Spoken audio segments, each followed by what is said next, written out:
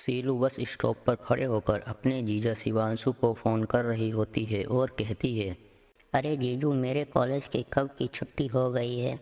मैं अब आपका वेट कर रही हूँ और आप हैं कि हमेशा लेट करते रहते हो। आपको ना मेरी बिल्कुल चिंता नहीं है कि आपकी साली आपका बहुत देर से वेट कर रही है।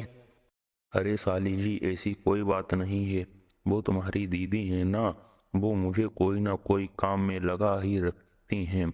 मैं तो बर्तन धो रहा था और मेरा फ़ोन रूम में रखा था, इसीलिए मैं फ़ोन नहीं उठा पाया। आप बस 5 से 10 मिनट वेट करो, मैं पूछने वाला ही हूँ वहाँ पर।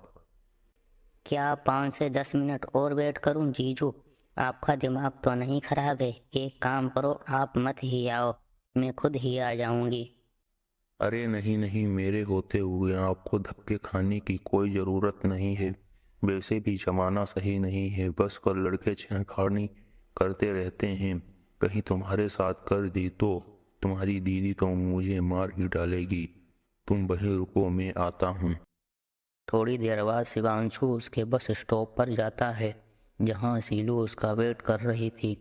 तभी सीलू अपने जीजू से कहती है, अच्छा 10 मिनट बोलकर पूरे 100 मिनट बाद आए हो। इतने सजने धजने की क्या ज़रूरत थी? मुझे दिखाने से कोई फ़ायदा नहीं, मुझे वैसे भी आप अच्छे लगते हो। वो क्या है ना, मैंने सोचा जब रेस्टोरेंट जा ही रहे हैं तो थोड़ा रेडी होके जाएं। अच्छी अच्छी फोटो लेंगे, एक अच्छी सी रील बनाएंगे साथ में। वरना घर पर तुम्हारी दीदी भी ऐसी की तैसी कर देती है। झाड़ू लगाओ, कभी बर्तन धो, कभी उसके कपड़े धो।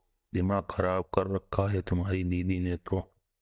तो पति होने के नाते इतना तो झेलना पड़ेगा ना आपको।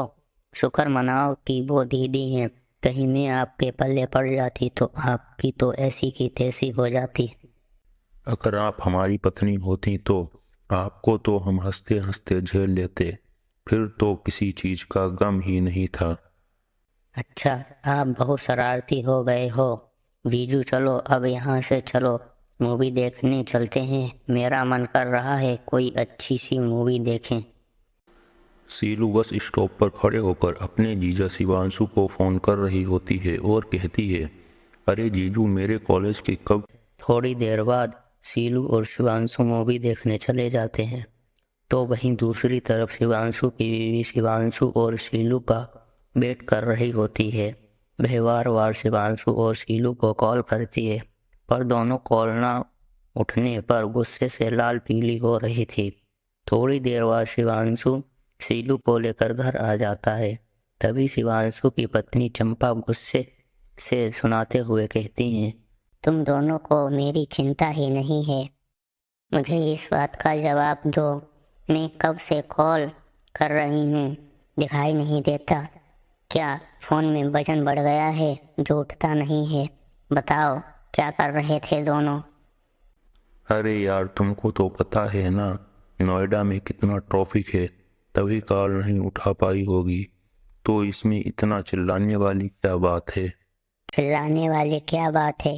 ये तुम हमसे बोल रहे हो?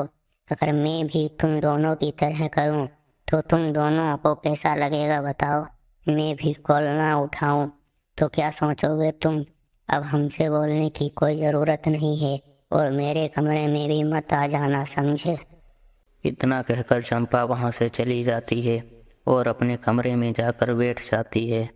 लो साली जी, आपके चक्कर में आज बीवी से अलग होना पड़ा।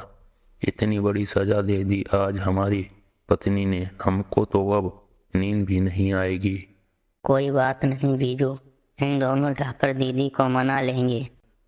वो दोनों जाकर चंपा को मनाने लगते हैं, पर चंपा नहीं मानती और दोनों को कमरे से बाहर भगा देती है।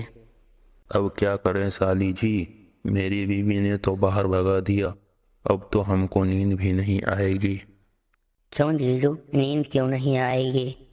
वो क्या है ना, हमको अपनी बीवी के पास लेटकर ही नींद आती है। कोई बात नहीं जीजू, आज रात आप मेरे कमरे में लेट जाना। नहीं साली जी, ये सही नहीं है। सब सही है जीजू। फिर दोनों कमरे में लेट जाते हैं और सो जाते हैं। हैं।